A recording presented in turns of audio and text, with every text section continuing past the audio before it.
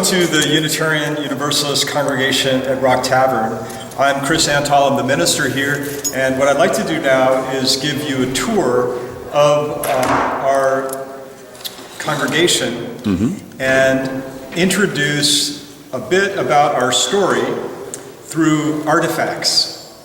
And artifacts tell stories and they connect us to the space, and they also connect us to our history and heritage as Unitarian Universalists. So I want to introduce some artifacts, and I also want to say a word about culture. So let me start with culture. The Unitarian Universalist Association consists of about 1,000 congregations around the country, and each congregation has its own culture. So in order to help you integrate and feel welcomed into our congregation, I want to offer you a little bit of guidance, a cultural orientation, if you will, to the Unitarian Universalist congregation at Rock Tavern. Great. So the first thing about culture here is the word congregation. This congregation is called a congregation. And it is called a congregation because there's a long story and a history behind other things that it's been called over its history going back to the 1800s in the city of Newburgh. When it was established in the 18th century, 1900s in Newburgh, it was a church, the Church of Our Fathers. Later on, it became a society. It was for a time called a fellowship. There's a sign that you'll see still hanging on the side of the road at times that calls it a meeting house. The accepted culture name for the congregation is congregation. Church has too much baggage for many people, especially those people who come from a Jewish heritage. Church is too Christian, and they don't feel included. So the first thing to know about culture is congregation, is the generally accepted language about where we are. The room that we're in here, as you look around, the culturally acceptable language is sanctuary. On Sundays, we meet at the congregation in the sanctuary for Sunday service. Some people worship, others don't, but we all gather for Sunday service. You may hear people at the front of the sanctuary during Sunday service talk about worship and worship leading and worship this, worship that. So there's a tension in the culture about what we do when we gather in the congregation on Sundays in the sanctuary. And we just have to hold that tension.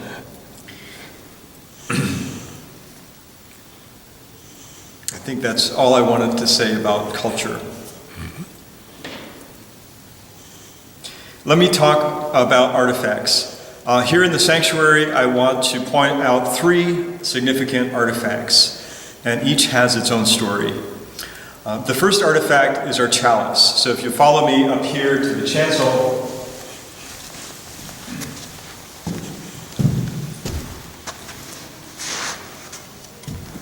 so this is the flaming chalice, and this chalice is the ubiquitous symbol of Unitarian Universalism. It wasn't always that way. So there's a story behind the chalice that says something about who we are as a religious denomination. The story of the chalice goes back to the darkest hours of World War II, when there was massive slaughter going on in many parts of Europe, but in particular in Germany under the Nazis.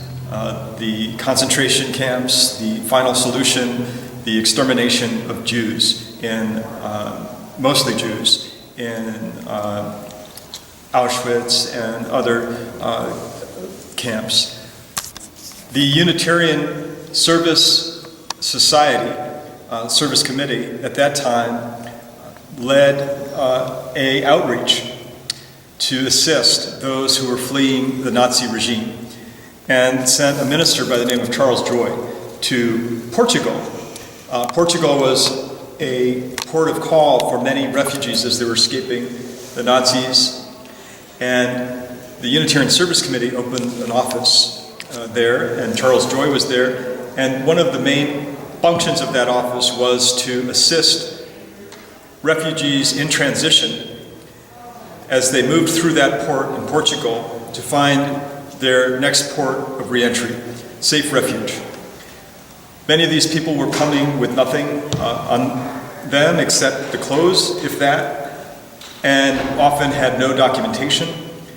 So Charles Joy enlisted the help of an artist who was himself a refugee, Hans Deutsch, to come up with a symbol that could be put on paperwork so that the Unitarian Service Committee could issue paperwork to the refugees in Portugal that they could then carry with them to their next port to show that they were in fact legitimate refugees escaping the Nazi regime. Hans Deutsch came up with the symbol of the flaming chalice. It integrates the chalice, which has a long and meaningful history in Christianity. It speaks to communion, and a flame. And the flame can mean many things, among them light in the darkness, transformation, warmth.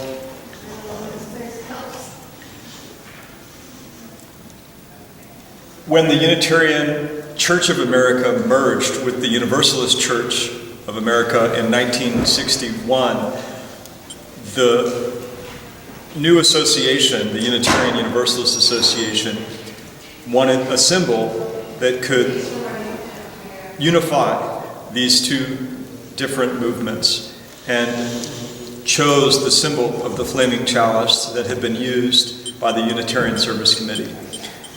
And over the years, it has spread, and now almost anywhere you go, you can find in a Unitarian congregation the flaming chalice. In this congregation, we use it on Sunday mornings to open Sunday service, and we extinguish it at the end of Sunday service.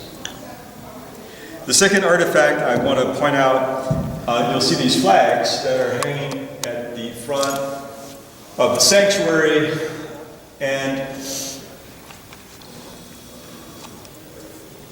moving from right to left, you'll see there's our flaming chalice. As we move to the left, that is Arabic for Allah, the Christian cross, the Star of David, the Buddhist Dharma wheel, the yin-yang symbol of Taoism. That is the sign for Om in Hinduism. There is a Native American or indigenous people's medicine wheel.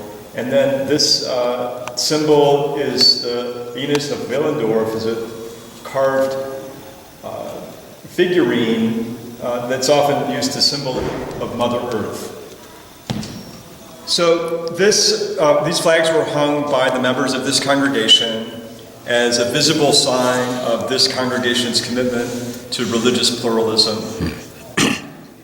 Pluralism is an important word to understand the culture and the religion that is Unitarian Universalism. It's often a misunderstood word, and the best definition that I can offer you comes from Diana Eck. She is a professor at Harvard University and started what she calls the Pluralism Project. And Diana Eck offers 4 points about pluralism that I think are helpful as we create together a religious community that is pluralistic. Diana Eck says, pluralism is not tolerance alone, but an active seeking of understanding across lines of difference. She says, pluralism is not relativism, but an encounter of commitments. Pluralism is not diversity, but an active engagement with diversity. And finally, pluralism is based on dialogue. So I like that definition of pluralism because it presents a vision for us of what a religious community committed to pluralism can look like. It can be a community where people with diverse commitments don't need to check those commitments at the door when they come in. They actually bring them to the table and bring them into dialogue. Now, dialogue is not debate. Debate is about proving someone right and somebody wrong. Dialogue is about an active seeking of understanding. It aims for mutual understanding, if not agreement. So I like that idea and that vision of a religious community committed to pluralism. And I think that's who we are when we're at our best. The third artifact I want to point out, we can go over here, there's a stack of hymnals.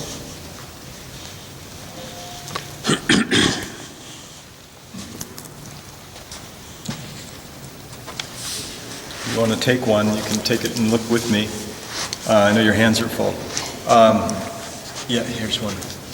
So this is an artifact, it's our hymnal, and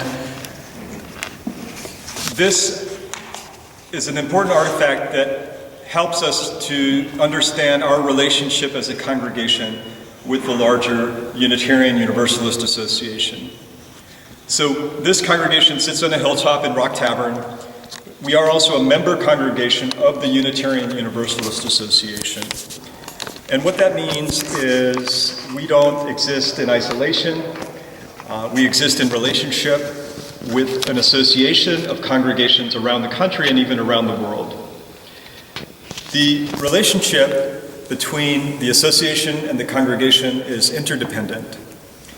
And what that means is the association serves us and we serve the congregation, and we mutually benefit from that relationship. One of the ways the association serves congregations is by producing resources like hymnals.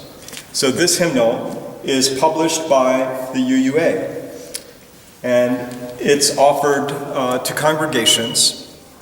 A lot of work went into creating this hymnal. You can see the collection of readings and hymns that in many ways embodies the kind of pluralism that we talked about a minute ago with the flags. There are readings from the Muslim, the Christian, the Jewish, the Buddhist, the Hindu, multiple sources represented in this hymnal.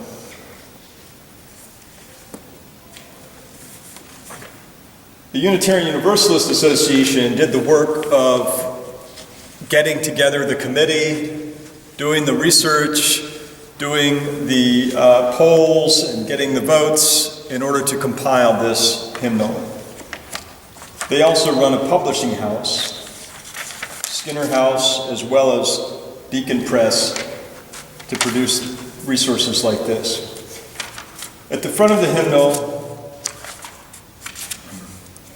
you'll see this page, and it mentions pluralism down at the bottom, but at the top it mentions another word that's very important to understanding the culture and who we are. It's the word covenant, and you can see it right here. We, the member congregations of the Unitarian Universalist Association, covenant to affirm and promote. And here we have our 7 principles. These principles define who we are, or at least who we aspire to be. I often like to stress that they're aspirational, not descriptive, and we often fall short. Members of Unitarian Universalist congregations enter into covenant to live in right relationship. And these 7 principles define for us how we understand right relationship. Right relationship with each other, right relationship on a personal and interpersonal level, but also right relationship in the world in terms of our relationship as citizens of a society with people who live in other societies, and also our relationship with the earth and nature. So these principles impose on us a certain obligation, and membership in a congregation, this implies a certain obligation that we have to one another, that we are accountable to one another, to try with sincerity and earnestness to embody and to live in right relationship as defined by these principles. This is important to dispel myths about Unitarian Universalists, the myth that anything goes, that you can just do whatever you want to do in Unitarian Universalism. It's a myth, actually. In fact, we are a community that has a covenant, and we have a commitment to living in right relationship. And while we do celebrate freedom of thought, and we are free thinkers, that doesn't mean that we can behave in any way we want to.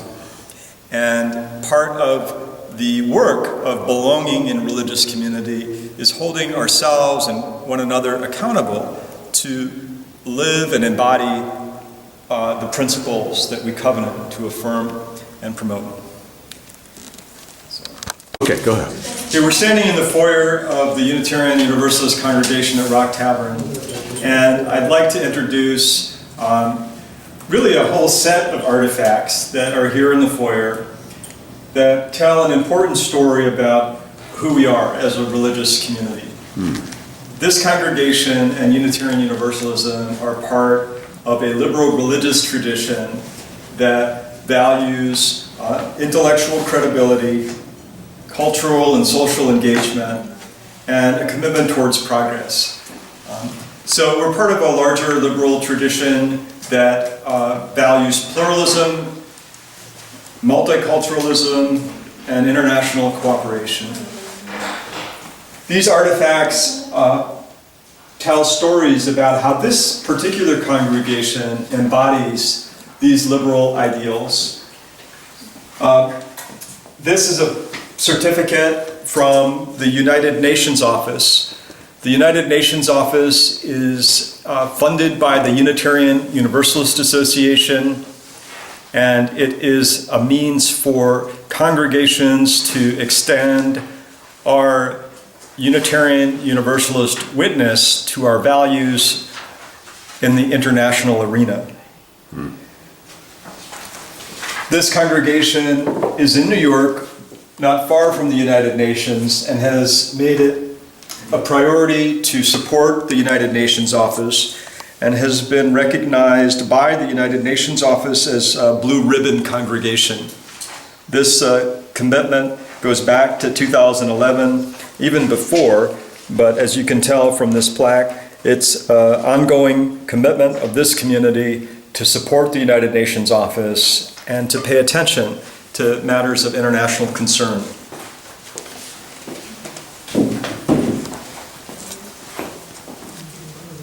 I mentioned in the sanctuary about the Unitarian Service Committee during World War II. Today, what we have is the Unitarian Universalist Service Committee, and that is also supported by the association, and it offers members of congregations around the country and also around the world opportunities for cultural engagement, service, learning, and through what's called the College of Social Justice.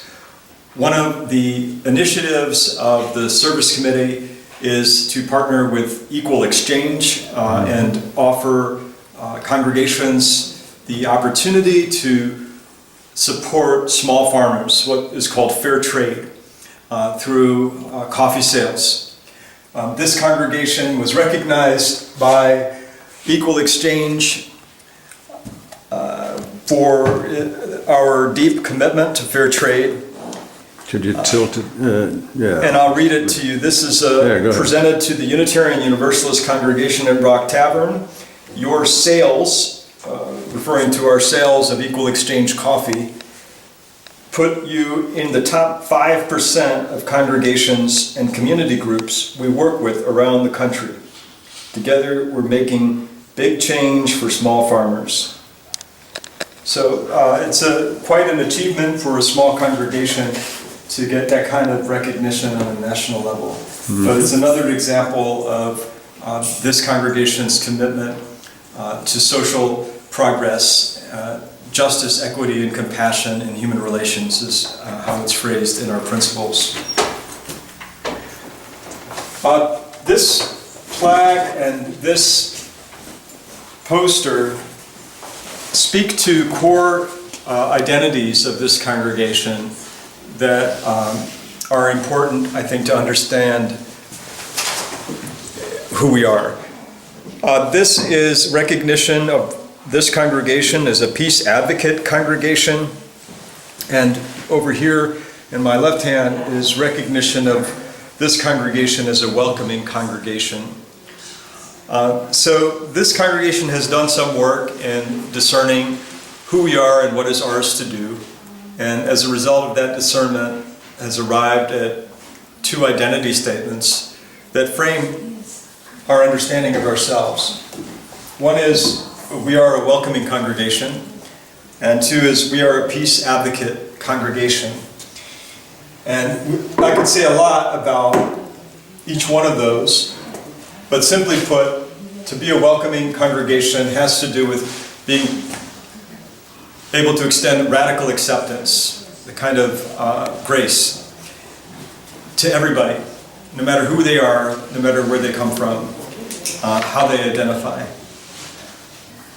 Specifically, it relates to us welcoming people of diverse gender identities and sexual orientations. The Peace Advocacy Congregation recognition is an acknowledgement of our commitment as a community to work for peace on an individual level through the practice of spiritual disciplines and interpersonal relationships through practice of compassionate communication and other skill sets, and also to engage on a national and international level in peace work through such partnerships with Equal Exchange, the United Nations Office.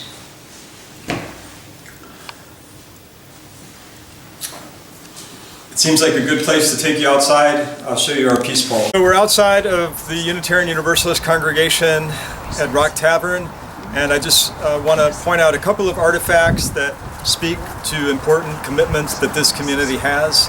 Behind me you'll see several flags.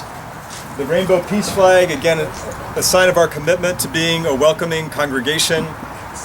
The Refugees Welcome banner, again, a sign of our commitment to stand in solidarity with people who are on the margins, evidence of our work for compassion and justice in human relations. This congregation has been active and supported the resettlement of a refugee family from Afghanistan. The Father Tariq was an interpreter I worked with when I left this congregation and went to Afghanistan to serve as a chaplain for the Army.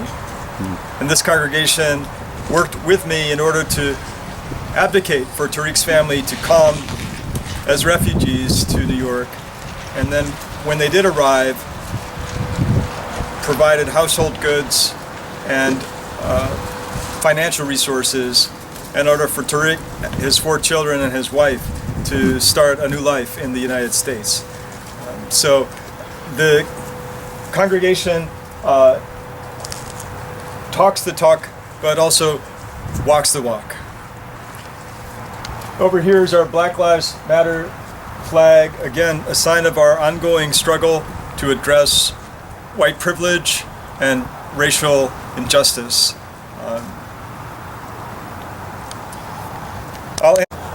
Okay, go ahead. So the last stop on our tour is our peace pole.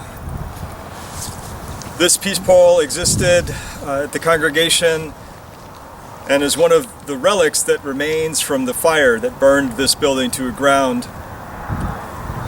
The peace pole speaks to this congregation's tenacity, I think,